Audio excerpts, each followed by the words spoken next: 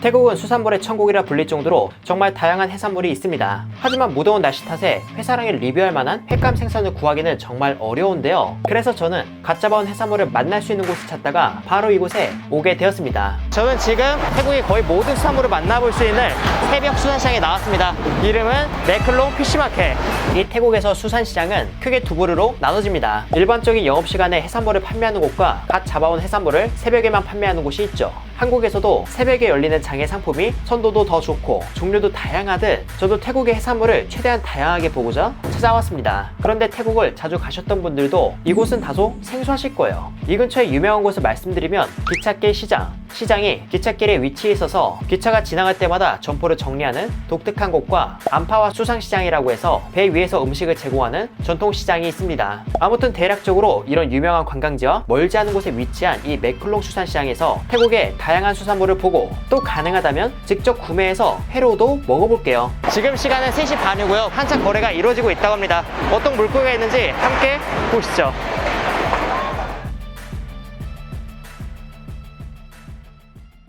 이 메클롱 수산시장은 태국 주요 시내에서 80km가량 떨어져 있어서 개인이 방문하기는 정말 어려운 곳인데요. 하지만 이번 촬영은 태국 관광청과 협업으로 진행하여 기사님과 현지인 가이드의 도움을 받아 그 현장을 생생하게 담을 수 있게 되었습니다. 그렇게 도착한 시장은 새벽이라는 게 믿겨지지 않을 만큼 활기를 띠고 있었습니다. 저는 입장하기 전 이곳의 방역수칙에 따라 코로나 음성 결과를 공유하고 간단한 안내를 듣고 들어갈 수 있었어요. 우선 초입에는 틸라피아가 있었는데 우리가 아는 것과는 색이 다르죠. 여기선 레드 틸라피아라고 해서 어두운 색의 틸라피아보다 더 비싼 값에 팔린다고 합니다.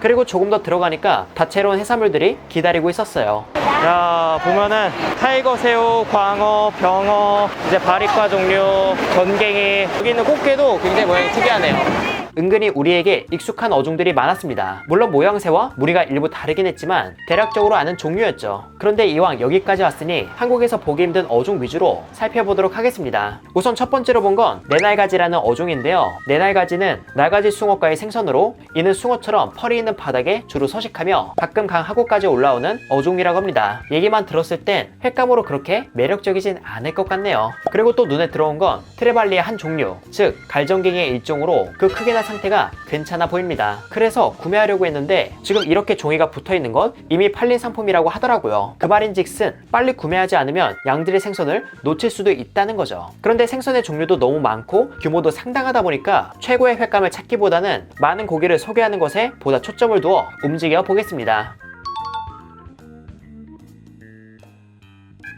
이건 앞서 봤던 트레발리의 일종인 골든 투스리스 트레발리로 보통은 골든 트레발리라고 부르는 것 같더라고요. 한국명은 따로 없어서 직역하면 황금갈정갱이, 황갈정갱이쯤 되지 않을까 싶습니다. 지금 제가 들고 있는 건 코비아, 한국명 날쌔기라고 하는 물고기예요. 대만 등 해외에서는 양식이 되는 어종인데 굉장히 그 맛이 좋다고 합니다.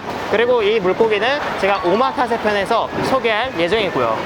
와, 이상어도 있어. 그리고 저기 보면 물고기들 사이에 특이한 상어가 하나 있죠. 이 물고기의 이름은 가래상어로 외국에선 모양 때문에 기타피쉬라고 합니다. 상어라고는 하지만 가오리에 더 가까운 어종인데 실제로 보는 건 처음이라 신기하네요. 이건 궁금해서 가격도 물어봤는데 키로에 약 2,500원이라고 합니다. 상당히 저렴하네요. 그리고 다음으로 본 건 다소 생소한 물고기인데요. 약간 준치와 갈치를 섞어놓은 듯한 이 물고기는 도랍, 울프 헤일링이라고 하며 물멸과의 일종입니다. 참고로 저 때는 이게 무슨 맛일까 하고 상상하고 있었습니다. 이렇게 해서 대략적으로 둘러봤는데요. 제가 다 소개하지 못할 정도로 너무나 다양했습니다. 그리고 먹어보고 싶은 것도 많았고요. 하지만 시간이 더 지나면 살만할 게 남지 않을 것 같아서 이쯤에서 물건을 먼저 사고 마저 구경해 보도록 하겠습니다. 이 생선 선도가 괜찮아서 이걸 지금 사려고 해요. 제가 고른 건 무늬바리, 영명으로 코랄트롯이라고 하는 어종인데요. 태국에선 꽤나 고급 어종으로 통하며 양식도 되고 있지만 이곳의 경우 그날그날 잡아온 선어를 판매하기에 이건 자연산이라고 보셔도 될 것 같습니다. 이 무늬바리는 키로당 약 14,500원으로 선어임에도 꽤 가격이 나갑니다. 하지만 고급 어종이라고 하니까 한번 구매해서 먹어볼게요. 참고로 이곳의 구매 방식은 의외로 간단합니다. 원하는 물고기의 가격을 물어보면 키로당 가격을 알려주고 옆에 있는 저울에 달아서 나온 무게만큼 계산해서 현금으로 구매하는 식이죠. 그리고 이곳엔 무늬바리와 마찬가지로 바리카의 생선이 하나 더 있는데요. 그건 바로 갈색 둥근바리라는 어종으로 해외에서 양식도 활발히 이루어지고 있고 국내에서도 낚시터 대상어로 사용된 적이 있어 같은 바리카 생선을 구매한 입장에서 이걸 굳이 살 이유를 찾지 못해서 구매하지 않았습니다. 그런데 이 사이즈는 조금 탐나네요. 그 다음으로 어떤 걸 구매할까 보는데 저기 블랙 타이거 새우도 있습니다. 한국에서는 대부분 냉동으로 유통되는데 여기선 얼리지 않은 생물이네요. 가격도 키로당 약 14,500원으로 한국에선 냉동을 키로당 약 3만원에 팔고 있기에 이런 점을 고려해보면 확실히 저렴합니다. 그런데 저는 살아있는 타이거 새우를 추후에 맛볼 예정이라 이번엔 패스하고 넘어갔습니다. 제가 시장에 오고 꽤 시간이 흘러서 좋은 물건들이 상당히 빠진 상황입니다. 그래서 어떤 걸 골라야 할지 감이 잘 잡히지 않더라고요. 그런데 이날 촬영을 도와주시는 관계자분이 현지에서 횟감으로 간혹 사용하는 고기를 골라주신다고 해서 도움을 받기로 했습니다. 지금 보고 있는 건 옐로우 퀸피쉬, 현지 말로는 살라라는 어종인데요. 가격은 1kg에 약 2,200원으로 가래상어에 이어서 이것도 정말 저렴합니다. 이곳에선 비교적 흔히 잡히는 어종이라 값이 저렴하지만 생선 자체의 맛은 좋다고 하더라고요. 듣기로는 말려 먹기도 하고 소금에 절여서 먹는다고도 합니다. 아무튼 이 옐로우 퀸피쉬는 5.2kg라서 약 11,300원을 주고 구매했습니다. 횟감으로 만족할 선도는 아니지만 그래도 살이 무르지 않고 단단하니까 일단 구매해서 상황에 맞춰 먹어볼게요. 이렇게 해서 쇼핑을 마치고 움직이려고 하는데 유난히 많이 보였던 대형 꼬치고기가 자꾸 눈에 밟혔습니다. 한국에도 꼬치고기가 있지만 이렇게 큰 건 못 봤거든요. 그래서 결국 호기심에 3.9kg 되는 개체를 키로에 약 2,900원 주고 구매했습니다. 한 마리에 약 11,300원으로 선어라서 그런지 확실히 저렴하네요.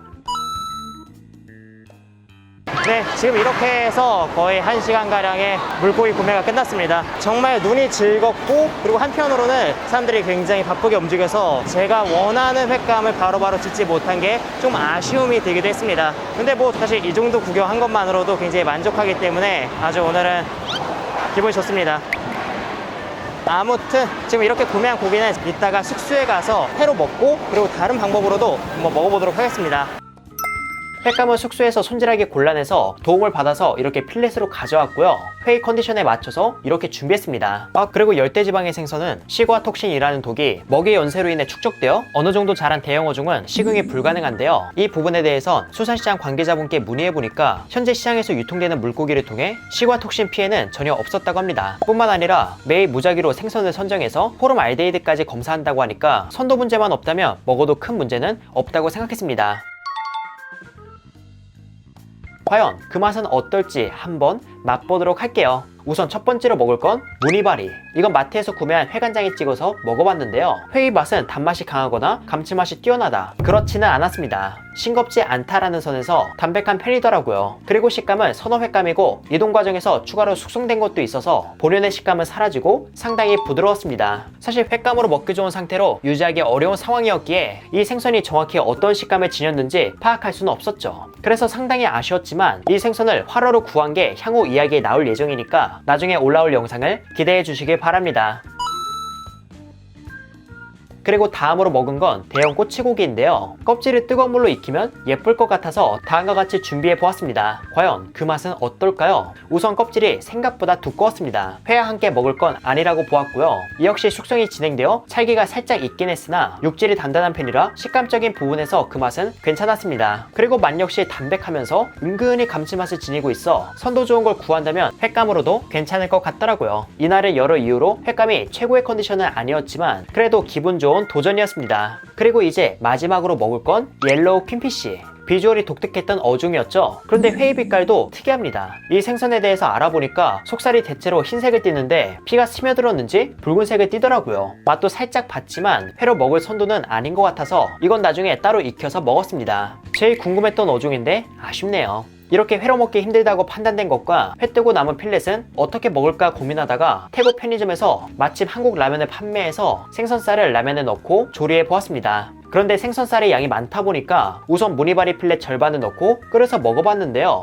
이야, 진짜 이건 잊지 못합니다. 숙성되어 부드러워진 무늬바리 살코기는 익으면서 조직이 수축하여 조금 더 묵직해졌거든요. 그럼에도 씹으면 부드러운데 그 부드러움이 뭔가 포근하게 다가와서 담백함을 기분 좋게 전해주고 국물의 얼큰한 맛이 살에 가볍게 스며들어 정말 맛있게 먹었습니다. 개인적으로 이 무늬바리는 횟감으로 최고의 컨디션이 아니라면 스테이크나 튀김으로 드셔도 괜찮을 것 같더라고요. 아무튼 이렇게 먹어보니까 왜 고급 어종으로 취급하는지 알 것 같습니다.